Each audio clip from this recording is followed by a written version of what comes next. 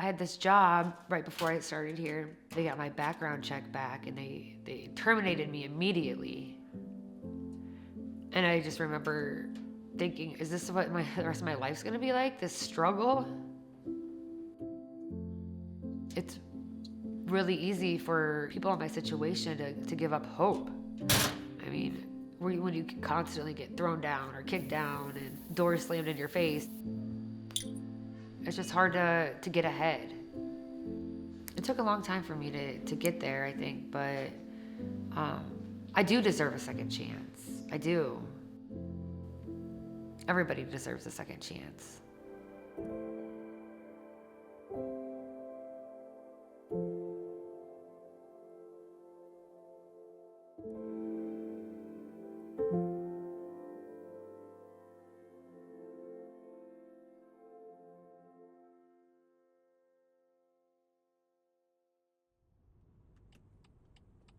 What do you think, Bentley?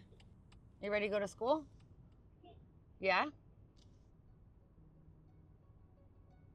I was born in Texas. I moved here as an infant back to Cedar Rapids, where my family's from. Pretty small family, very close-knit. I went to cosmetology school right after high school. I just always liked doing hair, and I liked fashion and gossip, and I like that I was untouchable. Nothing can ever bring me down. I was confident. I had lots of friends and acquaintances and all good things, positive things. I can only imagine what people thought when, everything happened. My ex-husband, he was in the military. He deployed. And when he got back, he wasn't the same. It tore us apart. We just weren't able to recover from that. Life with him was all I knew. It's all I had, and losing that, I lost myself. I did hair for 13 years. After my divorce, I quit. I just stopped going. I quit returning calls. I got depressed. I hung out with people that maybe were also kind of lost too. We went from breaking into cars and to houses, and I then started using substances. It was really hard to be me, to wake up and just be me. I think when I finally got arrested, I was grateful and thankful. I was relieved because I knew at that time that's the only thing that was going to save me. It saved my life. I spent my time in prison trying to better myself. I know that to be better, you got to do better. So I took advantage of everything I could.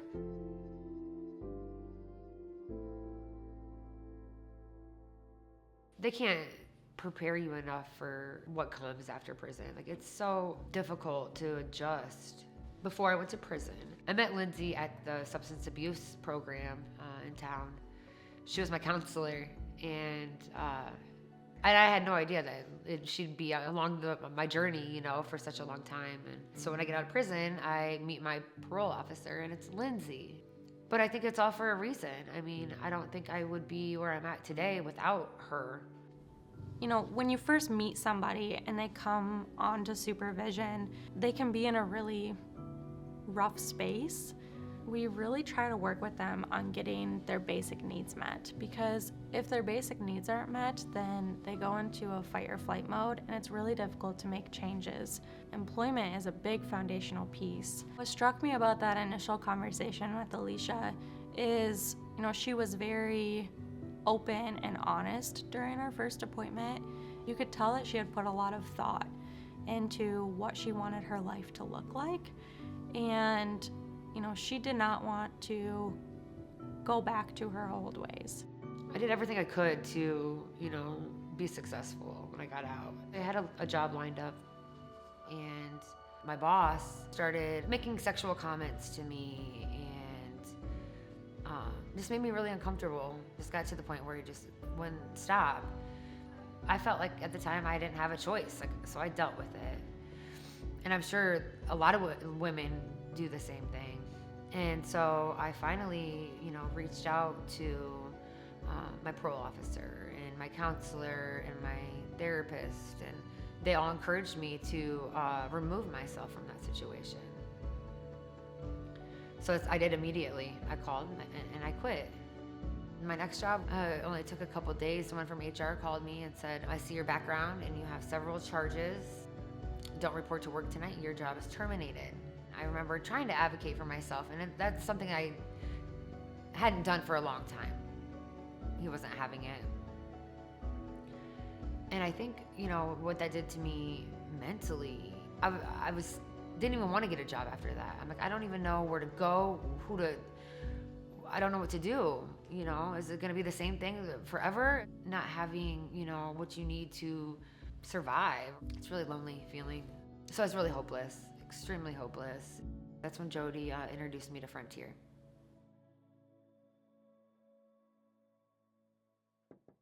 Jody? Hi, Alisia! Long time no see! What I always tell the clients is, I know how to fish, I'm gonna teach you how to fish, and then you're gonna go fish on your own. I've worked for the department for a very long time. I've seen how hard it can be for people to get jobs that come through here. Frontier was willing to give a chance, whereas nobody else would. She got the job and she took over from there. If you want to bloom, you can bloom, and she chose that. After struggling with employment and being knocked down and feeling like not good enough, coming to Frontier just was refreshing. It gave me hope again. They offer tons of different benefits. They have the Breaking Down Barriers program, and that's just a program that helps individuals that may have, different obstacles to get to work, childcare, transportation, and I was able to take advantage of all of those programs. Nobody knew my past here. They didn't know anything about it. So I was accepted. I fit in. Make sure on your home screen, Okay, hit your confirm variant. Hit your start, all right, your pallet will start coming up. okay. That's all you gotta do? That's all you got to do. All When right. Alisia started, I have no history of her background. She was one of those folks that, right away it was like, I need more stuff to do. I look for people who are very eager and willing to learn. To me, the past is the past. What you've done, just show me what you can do now. You're in front of me, this is your resume, show me what you can do, and we'll grow from there. And she is a very, very good example of that. Frontier's Second Chance Hiring Program has allowed me to grow and to be successful. It's allowed me to look forward to my future and not be stuck in the past. It's changed my life. If other companies could just do the same, think of how many lives would change. Giving felons the opportunity to prove themselves. Because just because they, have a past or made mistakes doesn't mean they aren't worthy.